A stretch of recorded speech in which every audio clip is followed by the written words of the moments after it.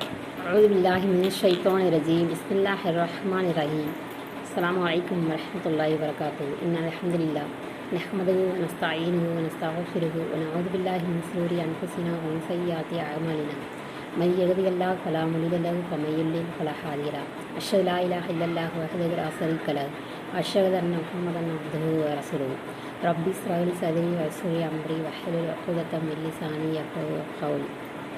குர்ஆன் வாழ்வியல் மாற்றம் வகுப்பு 13. குர்ஆன் வாழ்வியல் மாற்றம் வகுப்பு 13க்கு முன்னாடி நம்ம வகுப்பு 12 தொடர்ச்சி கொஞ்சம் பார்த்துட்டு நம்ம போகலாம். நம்மள்கிட்ட அஸ்மாவுல் ஹுஸ்னா அல்லாஹுடைய திருநாமங்கள் எத்தனைன்னு கேட்டோம் அப்படின்னா நம்ம என்ன சொல்லுவோம் அப்படின்னா 99 திருநாமங்கள் இருக்குது அப்படின்னு சொல்லுவோம். இது எதன் அடிப்படையில் நம்ம சொல்கிறோம் அப்படின்னா திருமதி 3507 பதிவாக இருக்குது இந்த ஹதீஸு. இதில் என்ன வந்திருக்கு அப்படின்னா அல்லாஹ்வுக்கு 99 பெயர்கள் இருக்குது, 100க்கு 1 குறைவாக யார் இதை மனனம் செய்கிறாங்களோ அவங்களுக்கு சொர்க்கம் இருக்குது அப்படின்னு சொல்லப்படுது. இந்த அஹ்சான் அப்படின்ற சொல்கிற வார்த்தை வெறும் மனப்பாடம் இல்லை, உள்ளுக்குள்ளே நம்ம மனனம் செஞ்சு புரிஞ்சு கொள்வது, சிந்திக்கிறது, அதன்படி நம்ம செயல்படுத்துவது எல்லாமே அதுக்குள்ளே அடங்கும். அதனால் வெறுமனே மனப்பாடம் பண்ணினா போதும் அப்படிங்கிறத விட அதை புரிஞ்சு வாழ்வில் நடைமுறைப்படுத்தினா அதான் சரியான அர்த்தம் அப்படி கிடைக்கும். அப்படி செஞ்சவங்க சொர்க்கத்தை நுழைவாங்க அப்படின்னு இந்த ஹதீஸின் செய்தியாக இருக்குது. இந்த ஹதீஸ் புகாரி 2736 இடம்பெற்றிருக்கு. ஆனால் இந்த ஹதீஸை வச்சு நம்ம அல்லாஹுடைய பேர் 99 தான் அப்படின்னு வரையறுக்கக்கூடாது. 99ன்ற எண்ணிக்கை ஒரு குறைந்தபட்சமாக நம்ம எடுத்துக்கொள்ள வேண்டிய விஷயமா இருக்குது. அல்லாஹ் ஒற்றைப்படையை விரும்புகிறான் அப்படிங்கிறதுனாலையோ இந்த ஹதீஸில் குறிப்பிடப்பட்டதாலேயோ அது பிரபலமாயிடுச்சு. ஆனால் குர்ஆனிலும் அதற்கு மேலே பெயர்கள் இருக்குது. அல்லாஹுடைய திருநாமங்கள் குர்ஆனில் இதுக்கு மேலேயும் இருக்குது. அதையும் தாண்டி அல்லாஹ் தன்னிடம் வச்சிருக்கிற நமக்கு சொல்லப்படாத பேரும் இருக்குது. அதனால் 99 பேர் யார் செயல்படுத்திட்டாங்களோ அவங்களுக்கு சொர்க்கம்னு சொன்னதற்காக அல்லாஹுடைய பேர் 99 மட்டும்தான் அப்படின்னு சொல்லிட்டு அர்த்தம் பண்ணிக்கக்கூடாது. நீ குறைந்தபட்சம் அந்த 99 பேர்களையாவது புரிந்து சிந்தித்து செயல்படுத்தினாலே அது பெரிய விஷயம், அதுவே சிறந்தது. இதுதான் நம்ம புரிஞ்சிக்க வேண்டிய புரிஞ்சிக்க வேண்டிய செய்தியாக இருக்குது. இப்போ நம்ம வகுப்பு 13க்கு போகலாம். இதில் முத்தக்கீனா ஆகுவதற்கு பல விஷயங்கள் இருக்குது. இதில் முத்தக்கீனா ஆகுவதற்கு அல்லாஹ் நிறைய விஷயங்கள் அல்லாஹ் குர்ஆனில் சொல்லியிருக்கான். ஃபஸ்ட்டு என்ன அப்படின்னா அல்லாஹ் ஒருவனை மட்டுமே நம்ம வணங்கணும், அல்லாஹுடைய வேதத்தை நம்ம பற்றி பிடிச்சுக்கணும், விசலாசனங்களோட நம்ம பின்பற்றி நடக்கணும். அல்லாஹ்வே தொழுகையை நம்ம கடைபிடிக்கக்கூடியவர்களாக இருக்கணும். மறைவானவற்றை நம்ம நம்பிக்கை கொள்ளணும். மறைவானவற்றை நம்பிக்கை கொள்ளுதல் அப்படின்னா வேதங்களின் மீது நம்பிக்கை கொள்ளணும், மலக்குமார்களை நம்பிக்கை கொள்ளணும், நபிமார்களுக்கு அருளப்பட்டவற்றின் மீதும் நம்ம நம்பிக்கை கொள்ளணும், மரிமேன் மீது நம்பிக்கை கொள்ள வேண்டியவர்களாக நம்ம இருக்கணும். பொறுமையாக இருந்து நம்ம அல்லாஹ்வை நம்ம அஞ்சக்கூடியவர்களாக இருக்கணும். நல்லதை ஏவி தீயதை தடுக்கக்கூடியவர்களாக இருக்கணும். இது அடுத்து நம்ம தர்மம் செய்யக்கூடியவர்களாக இருக்கணும், மன்னிப்பு கோரக்கூடியவர்களாக இருக்கணும். நம்ம ஒரு தவறு செஞ்சிட்டோம் அப்படின்னா அல்லாட்ட நம்ம என்ன செய்யணும் அப்படின்னா அந்த தவறை திருத்தி கொண்டு நம்ம அல்லாட்ட மன்னிப்பு தேடி அல்லாஹ்விடம் மீளக்கூடியவர்களாக நம்ம இருக்கணும். சில மனிதர்கள்ட்ட நம்ம ஏதாவது அவங்களுக்கு மனசு புண்படும்படியாகவோ அவங்கள்ட்ட ஏதாவது நம்ம பேசிட்டோம் அப்படின்னா அந்த சம்மந்தப்பட்ட அந்த மனிதர்கள்ட்ட நம்ம என்ன செய்யணும் அப்படின்னா நம்ம அந்த தவறை உணர்ந்து அவங்கள்ட்ட நம்ம என்ன செய்யணும், மன்னிப்பு தேடக்கூடியவர்களாக இருக்கணும். அடுத்து கோபத்தை கட்டுப்படுத்தக்கூடியவர்களாக இருக்கணும், மென்று விழுங்கணும், பொய் பேசக்கூடாது, தவறுகளை நம்ம என்ன செய்யணும் அப்படின்னா ஒத்துக்கணும். தவறுகளை நம்ம ஒத்துக்கொண்டோம் அப்படின்னா தான் நம்ம சம்மந்தப்பட்டவர்கள்ட்ட நம்ம மன்னிப்பு கேட்போம். இல்லை தவறுகளை ஒத்துக்காமல் நம்ம பெருமையாக இருந்தோம் அப்படின்னா நம்ம இந்த மன்னிப்பு கேட்க மாட்டோம். அடுத்து ஹலால் ஹராமை பார்த்து நம்ம ஒவ்வொரு விஷயங்கள்லையும் நம்ம செயல்படுத்தக்கூடியவர்களாக இருக்கணும். பிறர் நம்மளுக்கு சூழ்ச்சி செஞ்சாங்கன்னா அந்த நேரத்தில் நம்ம பொறுமையாக கையாளணும்.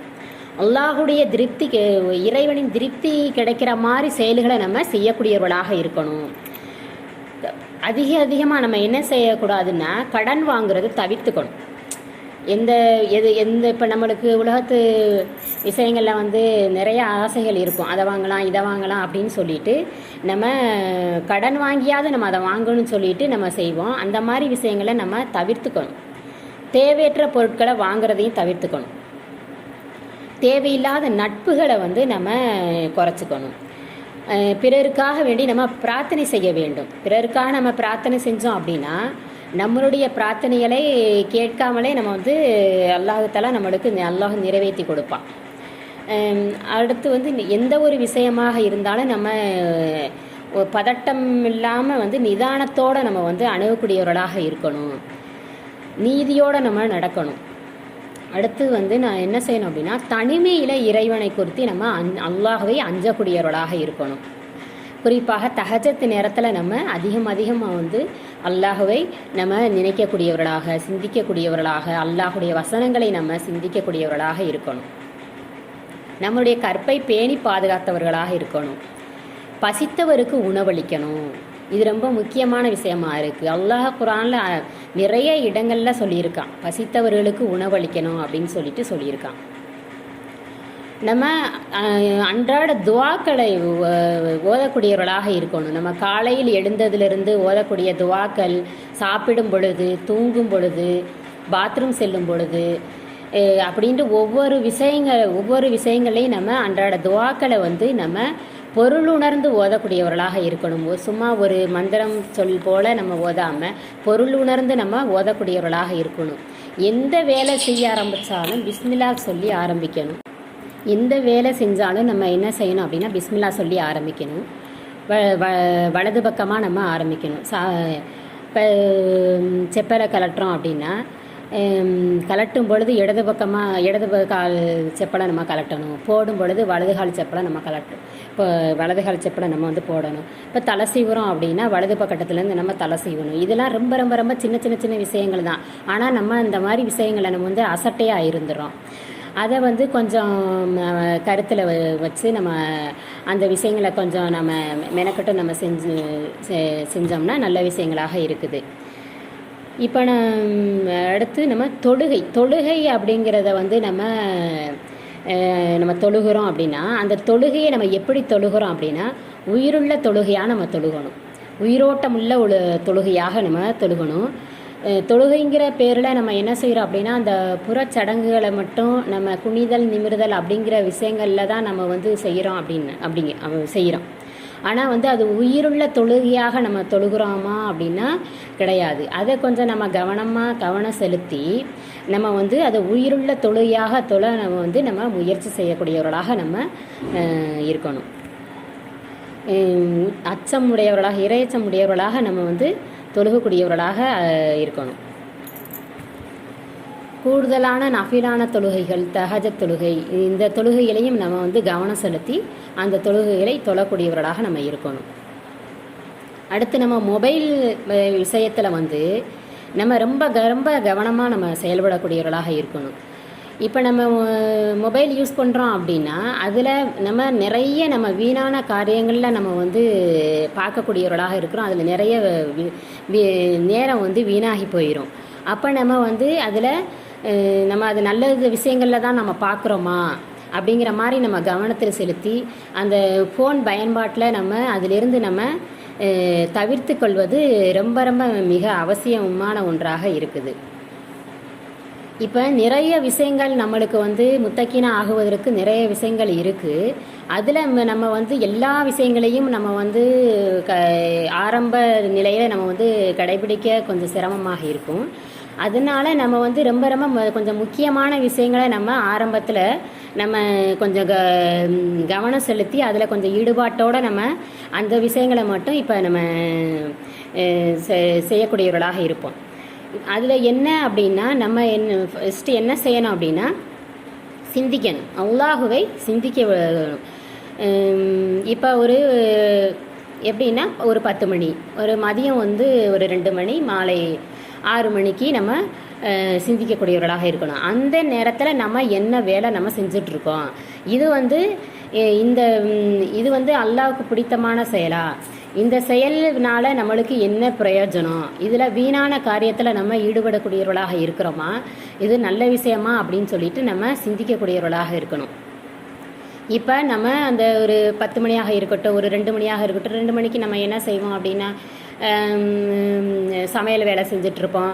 சமையல் வேலை இல்லை அப்படின்னா சமையல் வேலை முடிச்சுட்டு சாப்பிட்டுக்கிட்டு இருப்போம்.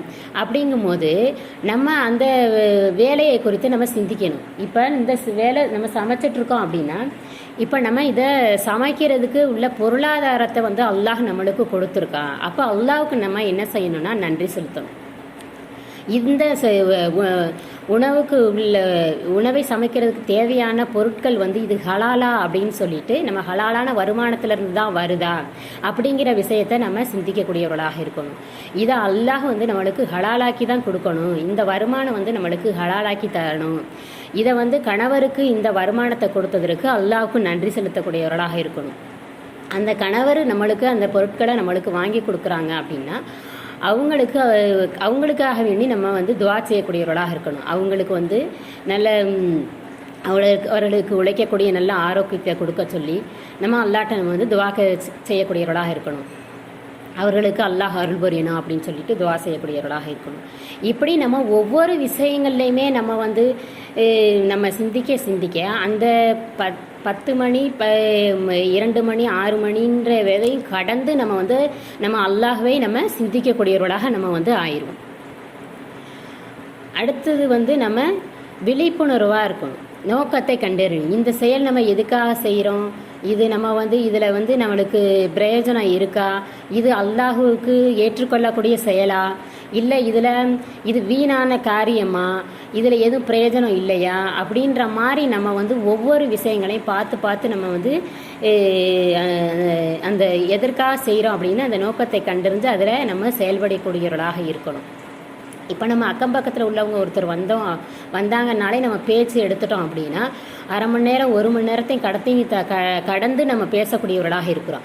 அந்த பேச்சில் அல்லாஹுடைய பேச்சு வருதா, நம்ம மார்க்க விஷயங்களை நம்ம எத்தி வைக்கிறோமா அப்படின்னு சொல்லிட்டு நம்ம யோசிக்கணும். சும்மா தேவையில்லாத விஷயங்களையும் கதையை அடிச்சுக்கிட்டு அரட்டை அடிச்சுக்கிட்டு அந்த நேரங்களை நம்ம வந்து வீணாக்காமல் இருக்கணும்.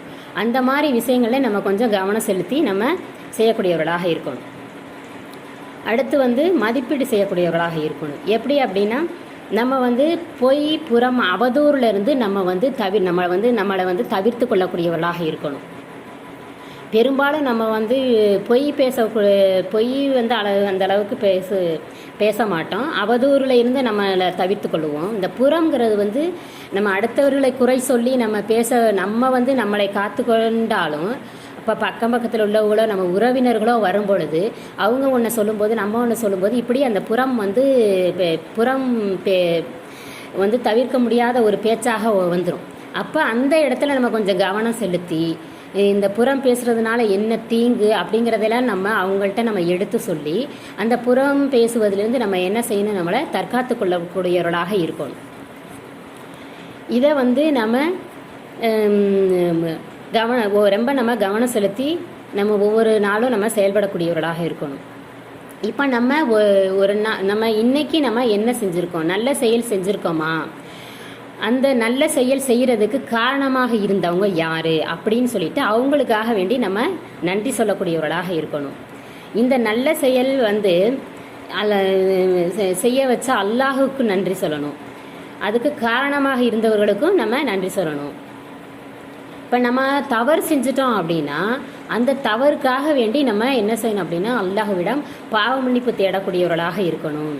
இப்போ தவறு செஞ்சிட்டோம் அப்படின்னா மனிதர்கள் விஷயத்தில் நம்ம வந்து தப்பு செஞ்சிட்டோம் அப்படின்னா அந்த சம்பந்தப்பட்ட மனிதர்கள்ட்டையும் நம்ம கௌரவம் பார்க்காம பெருமை கொள்ளாமல் நம்ம அவங்கள்ட்ட நம்ம மன்னிப்பு கேட்கக்கூடியவர்களாக நம்ம இருக்கணும். இப்போ ஒருத்தருக்கு நம்ம தர்மம் செய்கிறோம் அப்படின்னா அந்த அந்த அந்த தர்மம் வாங்கினவருக்காக வேண்டி நம்ம துவா செய்யணும். இப்போ அல்லாஹ் வந்து இந்த ஒரு நன்மையான காரியத்தை செய்கிறதுக்காக வேண்டி அல்லாஹ் நம்மள்கிட்ட ஒரு மனிதரை நம்மளுக்கு அல்லாஹ் அனுப்பிச்சிருக்கான் அப்படின்னு சொல்லிட்டு அல்லாஹுக்கும் நம்ம நன்றி சொல்லக்கூடியவர்களாக இருக்கணும். இப்படி நம்ம வந்து ஒவ்வொரு விஷயங்கள்லையும் நம்ம கொஞ்சம் கவனம் செலுத்தி நம்ம இருந்தோம் அப்படின்னா முத்தக்கினாக ஆகுவதற்குள்ள பயிற்சியை நம்ம வந்து மேற்கொண்டோம் அப்படின்னா கொஞ்சம் கொஞ்சமாக இந்த பயிற்சியை நம்ம மேற்கொண்டோம் அப்படின்னா இன்ஷா அல்லாஹ் அல்லாஹ்வுடைய கிருபையில் நம்ம முத்தக்கினாக மாறலாம். இதை வந்து இந்த சாட்டை வந்து நம்ம என்ன செய்யணும் அப்படின்னா நம்ம இரவில் இதை நம்ம சரியாக நம்ம செஞ்சுருக்கோமா அப்படின்னு சொல்லிட்டு நம்ம 10 மணிக்கு சிந்திச்சிருக்கோமா 2 மணிக்கு சிந்திச்சிருக்கோமா அப்படின்னு சொல்லிட்டு டிக் பண்ணிக்கிட்டே இருக்கணும். நம்ம போய் புறம் பேசியிருக்கோமா, அவதூறு பேசியிருக்கோமா, பேசுனேன் அப்படின்னு சொல்லிட்டு நம்ம டிக் பண்ணணும். அதே போல் நம்ம வந்து சம்மந்தப்பட்டவர்கிட்ட நம்ம மன்னிப்பு தேடணுமா, நல்ல விஷயங்கள் செஞ்சோமா அப்படிங்கிற விஷயத்தையும் நம்ம வந்து நோட் பண்ணிக்கிட்டே வரணும். அடுத்தடுத்த நாட்கள் வந்து இதை வந்து நம்ம புறம் பேசிட்டோம் அப்படின்னா அந்த விஷயங்கள்லேருந்து நம்ம குறைச்சிக்கிட்டு நம்ம கவனமாக செயல்படக்கூடியவர்களாக இருக்கணும். இப்போ இவ்வாறு நம்ம வந்து முத்தக்கினாக ஆகுவதற்கு பயிற்சிகளை எடுப்பதற்கு அல்லாஹு தாலா நம் அனைவருக்கும் கிருபை செய்வனாக என்று என் உரையை முடித்துக் கொள்கிறேன். ஆஹிரு தஅவானா அல்ஹம்துலில்லாஹி ரப்பில் ஆலமீன். அஸ்ஸலாமு அலைக்கும் வரஹ்மத்துல்லாஹி வபரகாத்துஹு.